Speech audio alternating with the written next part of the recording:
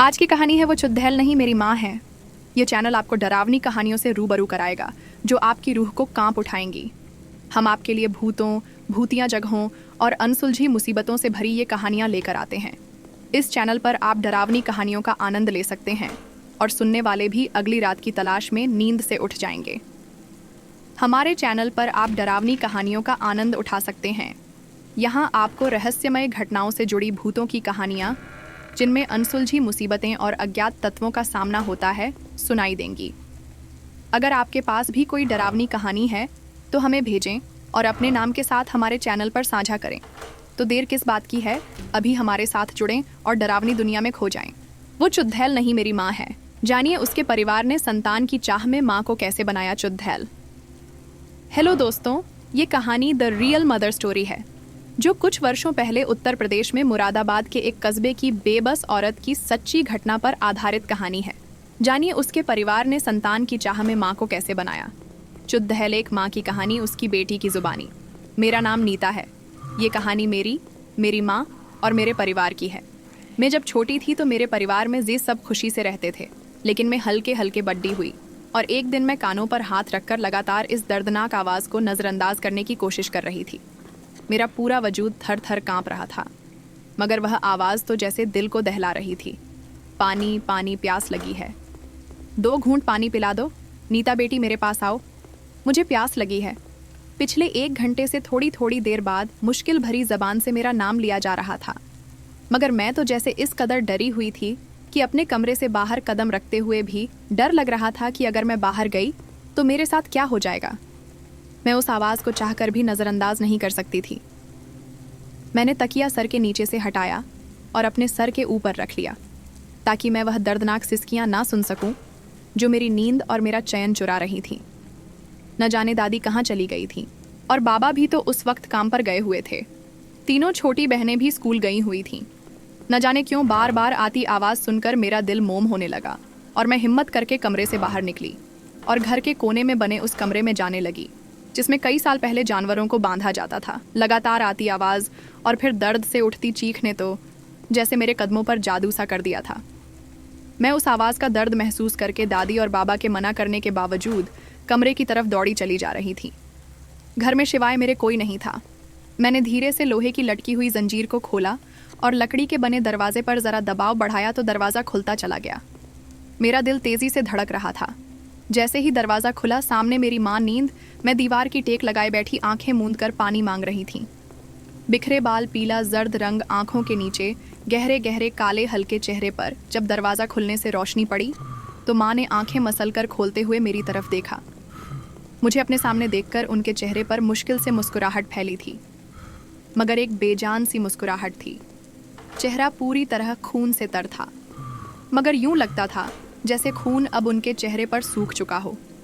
इनके मुस्कुराने से वह काफ़ी खौफनाक लग रही थी। रीढ़ की हड्डी में सनसनी सी दौड़ी थी।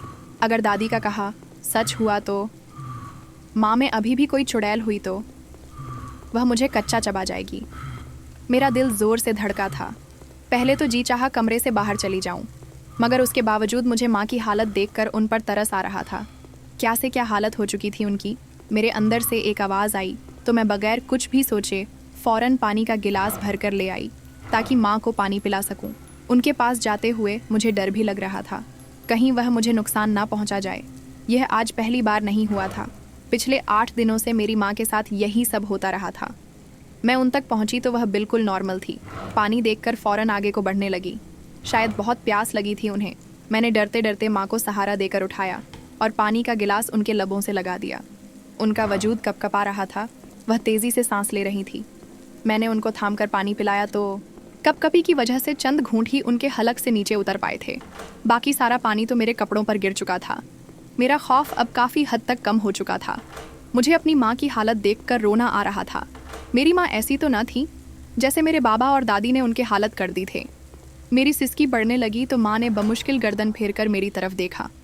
उनके लिए तो इस वक्त गर्दन घुमाकर मेरी तरफ रुख करना भी सबसे दुश्वार काम था। उनके गले पर रस्सियों के निशान थे। आज जिस तरह दादी ने माँ के गले में तंग रस्सी बांधकर उन्हें बांधा था, उसके बाद माँ की गर्दन पर जख्म हो चुके थे। वह हकलाते हुए मुझे आधे अधूरे शब्दों में कहने लगी कि मेरी बच्ची रोना नहीं, मैं बिल्कुल ठीक हूँ। कैसी माँ थी वह? इस हालत में भी कह रही थी कि ठीक है।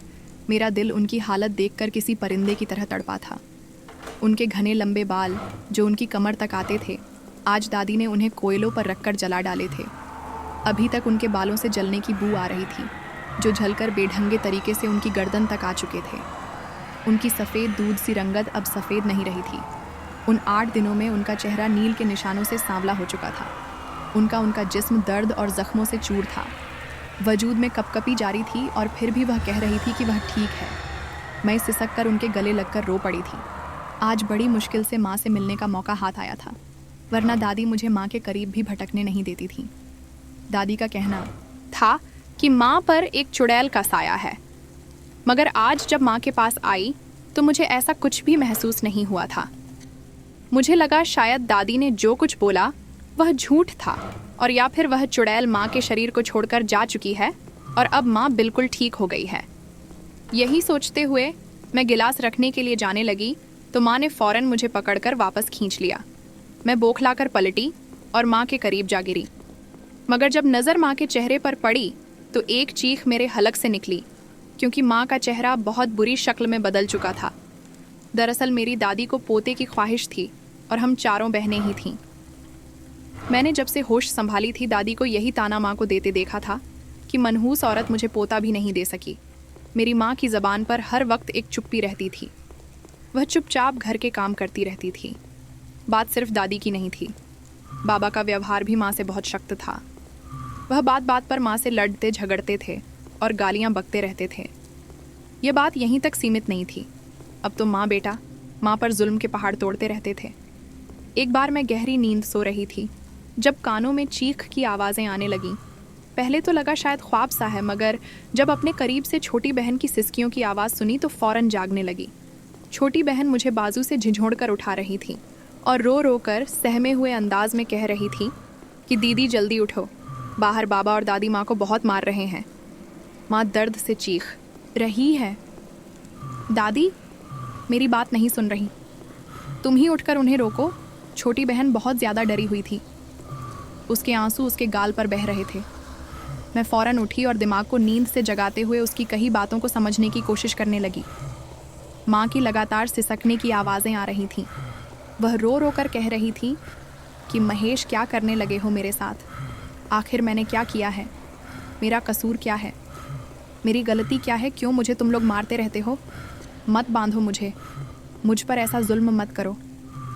भगवान के कहर से डरो, माँ की आंगन से आती आवाज़ों ने मेरा दिल दहला कर रख दिया था। मैं शायद अभी भी नींद में थी, इसलिए चक्कर से आने लगे, मगर उसके बावजूद फ़ौरन उठी और भागकर कमरे से निकलती हुई आंगन में पहुंची। जैसे ही मैंने आंगन में कदम रखा तो सामने का मंजर देखकर मेरे होश उड़ गए।